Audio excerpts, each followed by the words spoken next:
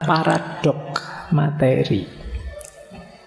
Paradok materi itu, mari pinter-pinter menyikapi harta dan materi. Banyak orang salah sikap. Ada yang anti sama sekali, ada yang mengandalkan materi. Ini dua-duanya negatif, kata Hamka. Jadi seperti tadi loh, gaya platonik yang anti materi, atau gaya Aristoteles yang sangat peduli dengan materi. Terus digabung, memang paradoks sih. Tapi yo jangan hidup hanya mengandalkan materi. Memang dia menggoda, tapi jangan diandalkan. Meskipun tidak diandalkan, juga jangan ditinggalkan. Kita perlu materi, kita perlu harta. Jadi kata Hamka begini, kalau ada orang yang hanya mengandalkan materi untuk bahagia, dia ini orang yang tertipu. Jadi biasanya orang yang mengandalkan materi untuk bahagia adalah orang yang belum kaya. Orang yang sudah kaya biasanya akan sadar bahwa ternyata kekayaan itu bukan sumbernya kebahagiaan. Hamka menyatakan begini di bukunya, sebagian orang mengatakan bahwa kebahagiaan itu letaknya pada harta. Akan tetapi yang berpikir begini adalah orang yang putus asa dalam kemiskinannya. Hendak menjadi kaya tapi selalu gagal. Kadang dirundung rasa mencapai kesenangan, padahal tak diperoleh kesenangan lantaran kehilangan kebahagiaan. Pendapatnya tak didengar lantaran ia miskin. Karena itu diputuskannya lah bahwa bahagia itu ada pada uang, bukan lainnya. Kaidah ini berasal dari hati yang kecewa. Jadi kalau ada orang bilang, alah sudahlah, apa-apa itu kalau pengen bahagia ya apa ya harta, atau ya intinya duit lah, nggak usah dibahas susah-susah, intinya duit bahagia itu. Orang yang bilang begini biasanya masih belum punya banyak duit. Jadi maka dia bilang begitu. Buktinya apa? Orang yang kaya raya, uangnya banyak, biasanya justru dia baru sadar ternyata bukan itu intinya. Hamka membeli ilustrasi begini, coba dicek ya. Kadang-kadang ada orang miskin, kemudian dia bercita-cita kaya. Dalam bayangannya, kalau saya kaya bisa melakukan kebaikan ini, kebaikan itu. Ternyata begitu kaya beneran, tidak jadi kebaikan ini, kebaikan itu. Dia malah jadi sombong, jadi pelit. Itu juga ada kalimat, itu bukan dari saya loh ya, dari beliau. Ada negarawan yang ketika jadi anggota parlemen berjanji akan menolak segala kezaliman. Tapi setelah jadi presiden atau perdana menteri, justru dia sendiri yang menzalimi rakyatnya. Jadi banyak orang yang kalau belum sukses bayangannya luar biasa, tapi begitu sukses beneran, yang ada di bayangan yang baik-baik tadi tidak jalan. Termasuk orang kaya tadi. Teman-teman mungkin lihat kasus ini, kok saya kaya tak sumbang itu semua uang saya tak kasih. Gayamu kan ngono, karena kamu tidak kaya. Besok kamu kaya beneran, tidak jaminan kamu seperti yang kamu bayangkan tadi. Ini yang disebut kekayaan itu sering menipu. Jangan tertipu, tapi juga jangan ditinggalkan, karena kita perlu. Ada kalimat begini dari Hamka, sekian lamanya umat Islam membenci dunia. Ini mengkritik kita, tidak menggunakan kesempatan sebagaimana yang lain. Lantaran itu mereka jadi lemah, akan berkorban, tidak ada yang dikorbankan, karena harta benda dunia telah dibenci. Akan berzakat, tidak ada yang dizakatkan karena mencari harta dikutuk. Orang lain maju dalam lapangan penghidupan, mereka mundur. Dan bila ada yang berusaha mencari harta benda, mereka dikatakan telah jadi budaknya dunia atau orang dunia. Kita sering begitu. Kalau ada orang kaya dicurigai. Ada orang berusaha keras untuk mendapat penghasilan, wah, kamu kok mikir dunia saja. Kita sering mengkritik begitu. Hidup ini yo akhirat. Ngapain mikir yang dunia-dunia? Padahal dalam agama banyak hal yang kita perlu harta, perlu dunia. Tapi kita sering mengidealkan justru jauh dari dunia. Ini yang dikritik oleh Hamka. Mungkin antara lain kita tidak maju-maju ya, kita sulit menyikapi paradok materi tadi secara tepat. Nah, sikap yang tepat bagaimana? Kata Hamka, jalanilah kehidupan ini, penuhi keinginan, tapi dapatkan seperlunya saja. Karena jiwa kita itu hanya membutuhkan yang perlu saja agar tetap dalam keadaan sehat. Jadi berharta oke, punya hal-hal duniawi oke, tapi kalau bahasa Jawanya, tapi jangan kedunyan. Kedunyan itu ya terikat oleh dunia dan hartanya. Hidup hanya mengandalkan hartanya. Penuhi saja sesuai batasnya. Jadi tidak harus berlebihan. Kuncinya di situ. Jangan meninggalkan materi, tapi juga jangan diperbudak oleh materi.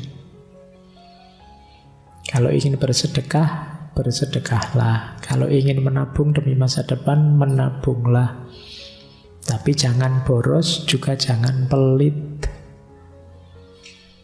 Hari ini ada istilah yang populer, frugal living. Dulu kita pernah membahas minimalisme. Jadi kita itu sebenarnya untuk diri kita sendiri butuhnya tidak terlalu banyak. Baju itu mungkin dulu saya ceritakan, sebenarnya 3 saja cukup. Baju 3 itu yang satu dipakai, yang satu di lemari, yang satu dicuci. Nanti yang dicuci dipakai, yang dipakai dicuci, yang sudah dicuci di lemari. Muter gitu terus bisa. Tapi kan beda kalau anak kos ya. Baju Pak ada yang dipakai, yang sudah dipakai dicendelkan, ngambil di lemari. Nanti kalau sudah bosan yang dipakai, yang dicendelkan dipakai lagi.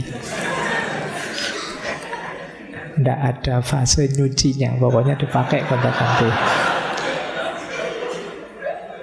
Baik, iyalah, dunia penting, tapi dunia adalah, kalau bahasa Arab itu mazro'atul akhirah. Dia adalah ladang, media untuk kita bisa bahagia di akhirat.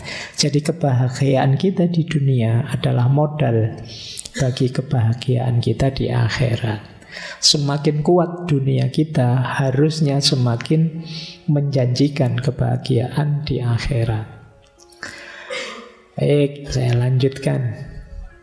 Nah, ini termasuk yang beliau banyak mengambil dari Imam Ghazali. Bahwa kayak tadi loh tentang materi dunia, jangan berlebihan, jangan kekurangan. Jiwa kita juga begitu, harus tengah-tengah, tidak lebih, tidak kurang. Ini saya bikin tabel. Ini sebenarnya mengambilnya dari kitabnya. Awalnya yang punya ide ini Ibnu Miskaweh. Disinggung juga oleh Imam Ghazali. Dikutip oleh Hamka. Hidup bahagia itu cirinya 4. Yang tengah itu Iffah, syaja'ah, hikmah, dan adil. Iffah itu harga diri, menahan diri, terhormat. Syaja'ah berani, hikmah bijaksana, dan adil. Kalau kita punya 4 ini, hidup kita bahagia. Jangan lebih, jangan kurang. Iffah yang menahan diri tadi, kalau kurang namanya khumud atau dingin. Berarti orang yang tidak punya inisiatif, tidak ada geraknya, males-malesan, itu khumud, tidak terhormat. Atau berlebihan. Kalau berlebihan namanya syarah. Syarah itu rakus. Jadi orang jangan males-malesan, tapi juga jangan rakus. Secukupnya saja berikhtiar semaksimal kita. Disitulah ada iffah, kehormatan diri kita. Yang kedua, syaja'ah. Syaja'ah itu berani. Jangan berlebihan. Kalau berlebihan namanya ngawur, nekat. Bahasa Arabnya tahawur. Juga jangan kekurangan. Kalau kekurangan namanya juben, pengecut. Jadi orang levelnya pemberani saja. Jangan nekat. Jadi nekat itu berarti tanpa perhitungan. Kalau pengecut tidak berani sama sekali. Kemudian hikmah. Hikmah ini hubungannya dengan ilmu. Ternyata ilmu juga harus pas. Namanya hikmah.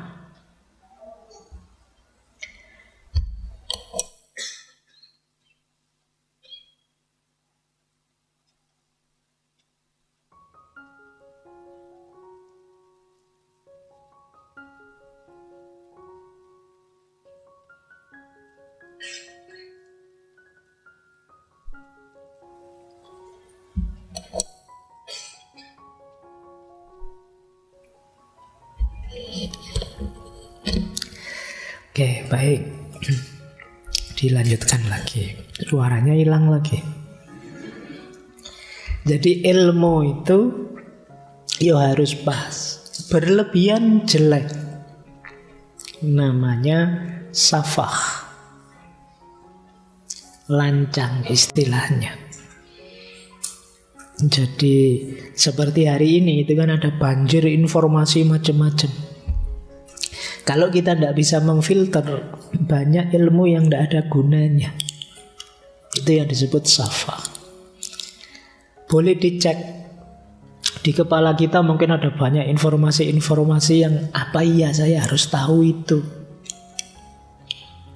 Mungkin ada informasi, Pak, artis itu loh Pak, kemarin kan baru nikah, sekarang mau cerai lagi Pak. Pak, ini macam-macam kan, coba isi kepalamu itu tidak karu-karuan di sini. Itu namanya safah. Kekurangan informasi ya jelek, itu namanya bodoh. Jadi tidak update, kurang informasi jelek. Tapi berlebihan sampai semua yang tidak penting kita tahu, itu ya jelek. Yang bagus apa? Bijaksana. Pastikan pengetahuan-pengetahuan yang kita input ke kepala kita sesuatu yang penting, yang baik, yang manfaat. Itu namanya hikmah. Yang keempat, adil. Adil itu pas. Segalanya pas itu adil. Begitu kekurangan, berarti sudah zalim. Kita melakukan ketidakadilan. Berlebihan, mazlum. Muhana itu hina. Maka jangan kekurangan, jangan berlebihan. Jangan zalim atau mazlum. Zalim itu jelek. Kalau zalim jelas jelek. Mazlum juga jelek. Apa ada Pak orang yang sikap mentalnya mazlum banyak? Orang mazlum itu kan orang yang merelakan dirinya dijajah, dizolimi. Itu jelek. Kita tetap harus ada di titik adil. Kan banyak kadang-kadang kita itu pakai sudut pandang. Misalnya ada teman kita mencaci maki kita, ngomong jelek-jelek tentang kita, terus kita begini, biar saja dia ngomong jelek-jelek, nanti dia dapat dosa, nanti pahalanya dia dikasih saya, terus dosaku dikasih ke dia. Pokoknya kita perhitungan lebih untung aku kok, biar saja dia dosa terus, tambah banyak dia ngomong jelek, tambah itu. Ini namanya kita diam saja, membiarkan diri kita dizolimi, membiarkan fenomena kezoliman. Kalau memang itu kesalahan, kekeliruan yang perlu diluruskan, luruskanlah. Ingatkan semampu kita. Man ra'a minkum munkarun falyughayyirhu biyadihi kalau bisa. Kalau tidak bisa diingatkan saja bilisanihi. Biyadihi bukan berarti dipukuli ya. Biyadihi itu dengan kuasa kita. Misalnya, kalau kamu ngomong jelek terus tentang aku, besok kalau ujian tidak usah nyontek lagi. Itu berarti dia ada ketergantungan sama kita. Kalau berangkat kuliah tidak usah bareng lagi lah. Itu menggunakan kekuasaan kita. Kalau enggak dengan mulut kita. Kalau enggak ya paling enggak hati kita mengingkari. Menurut saya itu jelek, dosa. Cuma saya mau mengingatkan, enggak berani, kalah besar saya. Biarlah nyari selamat saja. Paling enggak kita mengingkari kedzaliman itu. Jadi tetap kita enggak boleh menolerir ketidakadilan. Apalagi kita sendiri yang tidak adil. Itulah sumber kebahagiaan.